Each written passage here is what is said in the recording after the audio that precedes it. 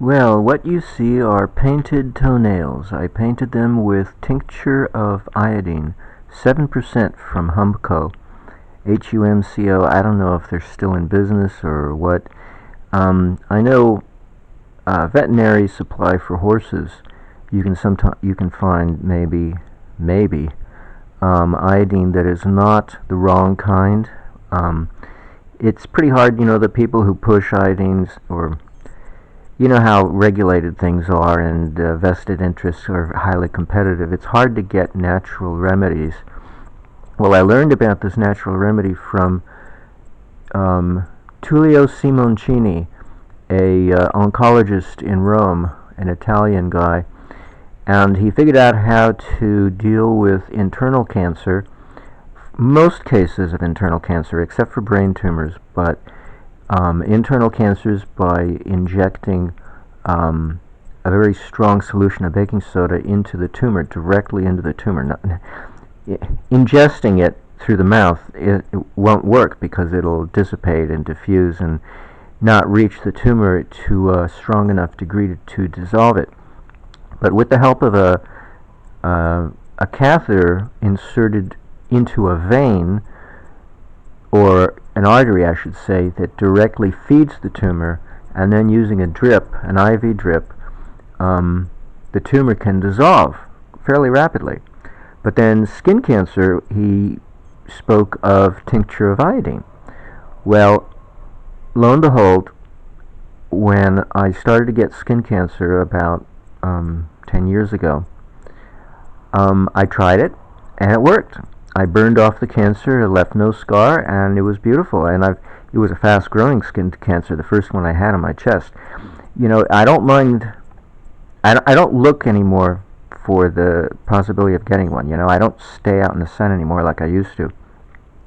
But if I get it, I'm not afraid to get it because I know how to deal with skin cancer very readily. Except if it should be on my spinal area on the back side, I can't reach it. It's a little hard.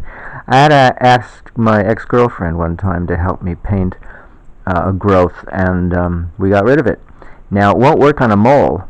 For mole, you have to just ingest a little borax in your diet, some pure borax, and eventually the mole will dry up and fall off if you have any moles on your body. Anyway, so I got this email.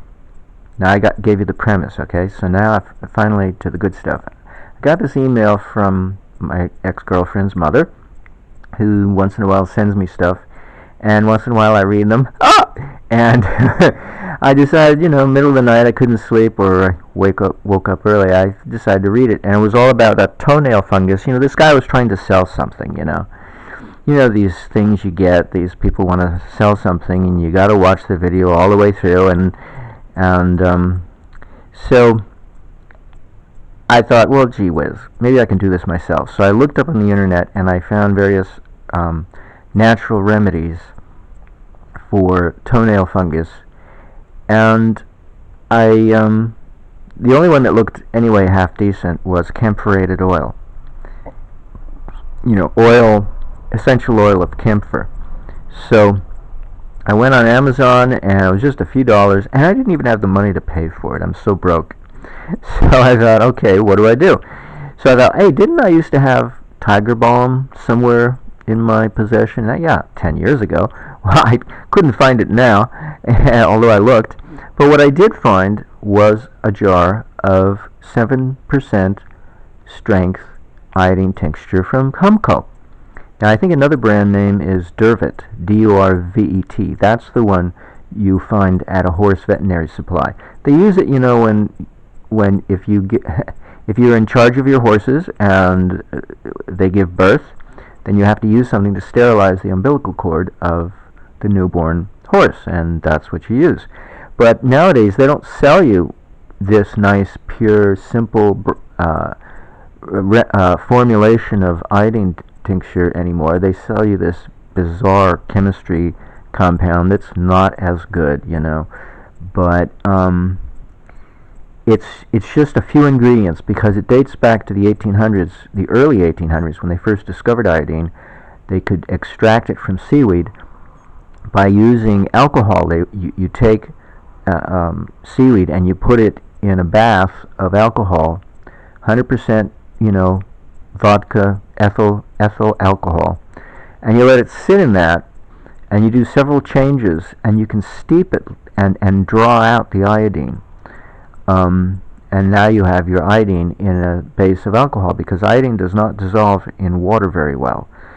We're talking the nascent iodine, not the diatomic iodine, not the iodide, which is different. That's a salt of, like, let's say, potassium iodide. That's something else. But nascent iodine does not dissolve in water very well. But if you can find it in this old formulation, in which one way it's made was a base of water, a little potassium iodide to help it stay stable in water, and then the iodine. And that's it. But it usually is a 2% solution of iodine, nascent iodine, and the water doesn't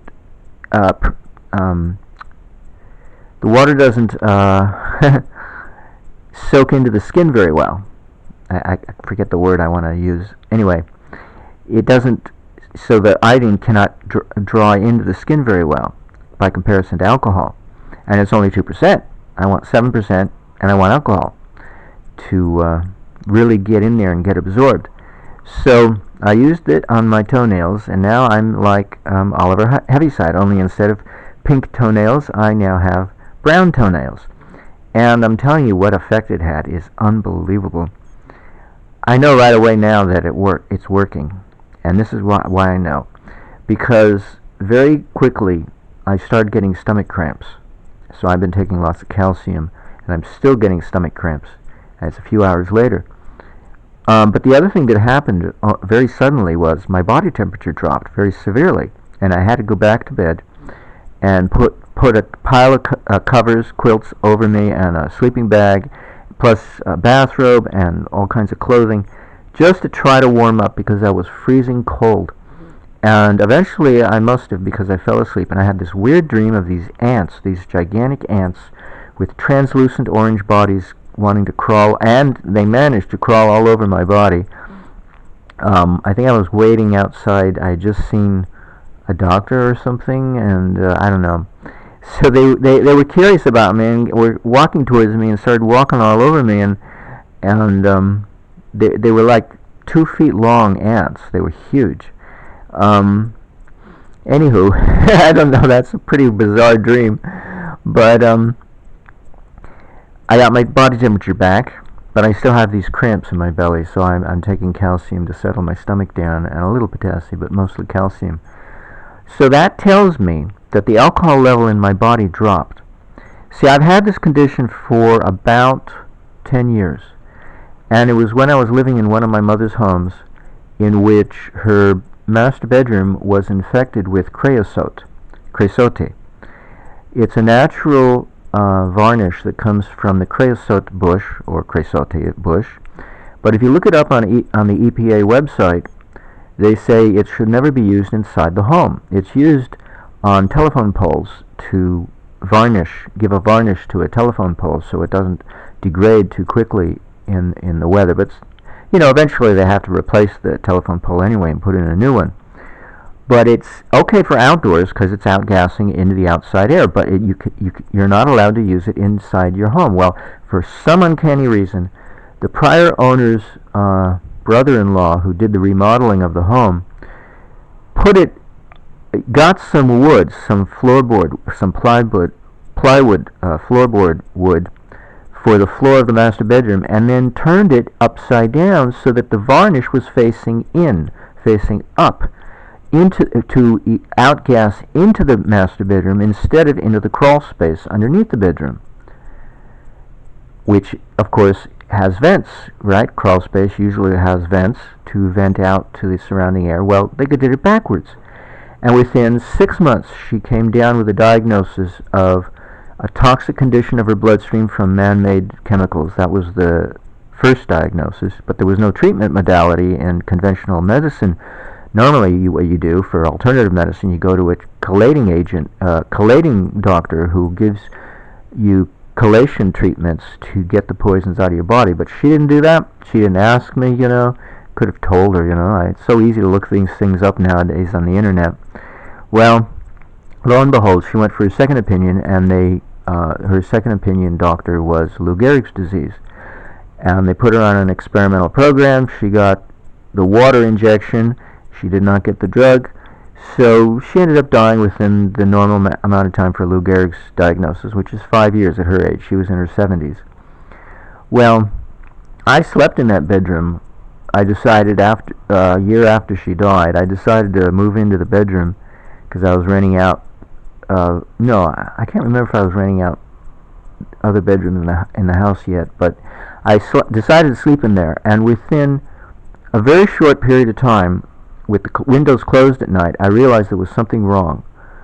And that's when I pulled the carpet up and realized what was going on. Because my liver is not the greatest, organ in the world. I was born with a bad liver, and it can't process things. For instance, I cannot use hemp products. They say, oh, there's very little TCP or whatever they call it that's in, normally the active ingredient in hemp, marijuana, hemp. These ground hemp seeds or something for protein source, alternative protein. Oh, there's very little. It's legally acceptable. You can handle it. No, my liver cannot handle it. It shut it down. And that's what was happening when I slept in there. So I knew there was something in the air. And then after a while, I could smell it. But I didn't smell it right away. But when my liver shut down, then I knew there was something wrong. So I have a very sensitive liver. But ever since I lived in that house, and I left that house, I lived in it for 16 years, but I left it about 9 years ago.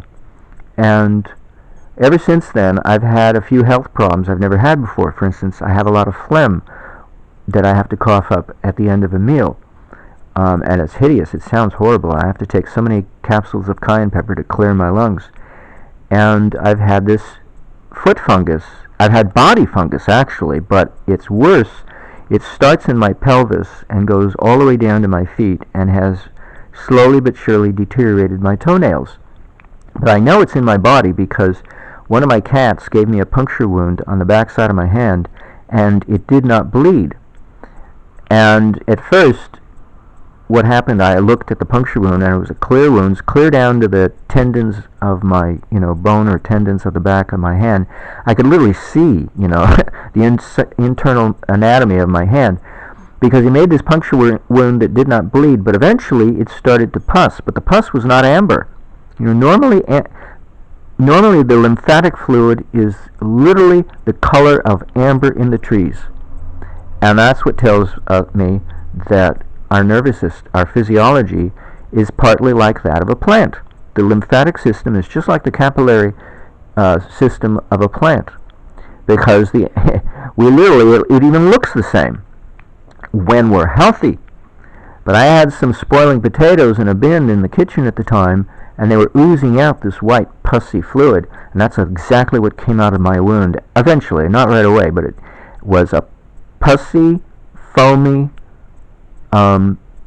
gooey looking substance that was not clear yellow amber color at all. So I knew there was fungus in my body. That's what that wound taught me about myself, is that I have Candida. I have a Candida overgrowth situation. Now, what does that mean? Well, lo and behold, Candida is a new term, because when I was growing up as a kid, nobody knew about it. And there was this guy who literally made the front page of the Los Angeles Times. Bottom of the front page, not the top. But it was an article. He was pulled over for drunken driving. He was given a breath test by the police, and he was arrested.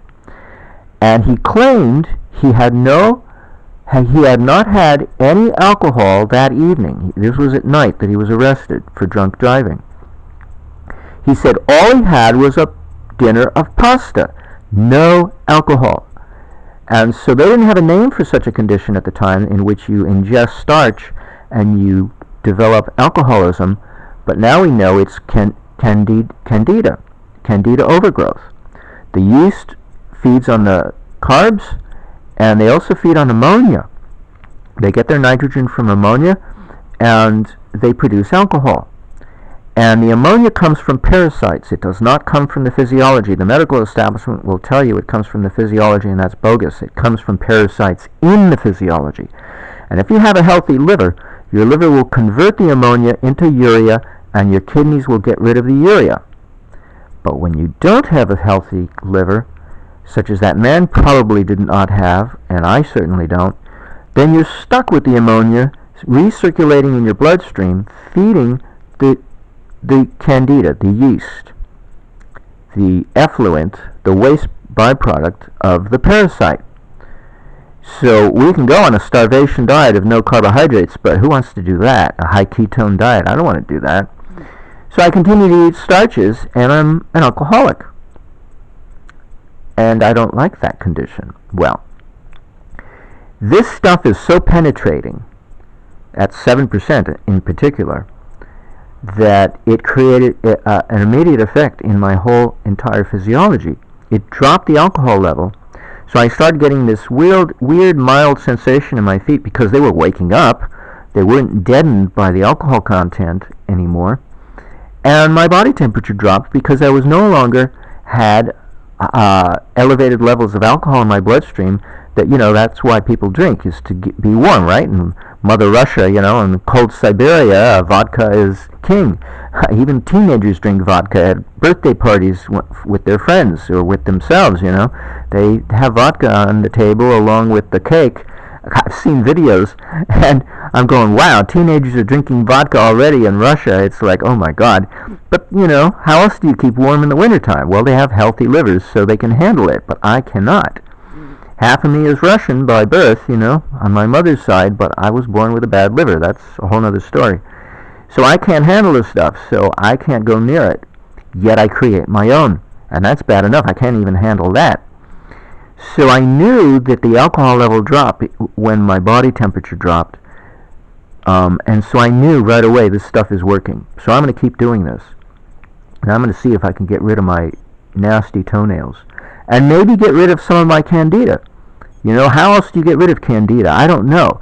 There are strong, powerful psychotropic medications that are used for mental illness that are also used for parasites. It'll knock out the parasites and probably knock out the Candida, but it'll also probably do something else to me that I don't want it to do. So I've never gone there. And so I've been kind of clueless what to do. So I just figured I got to live with it. Well, here might be a way to get rid of Candida from the body by getting rid of the one parasite that's hiding in my body that I haven't been able to get rid of. I take food-grade diatomaceous earth, so I don't have any parasites in my gut, and I know I would have parasites in my gut if I did not take food-grade diatomaceous earth. So that helps.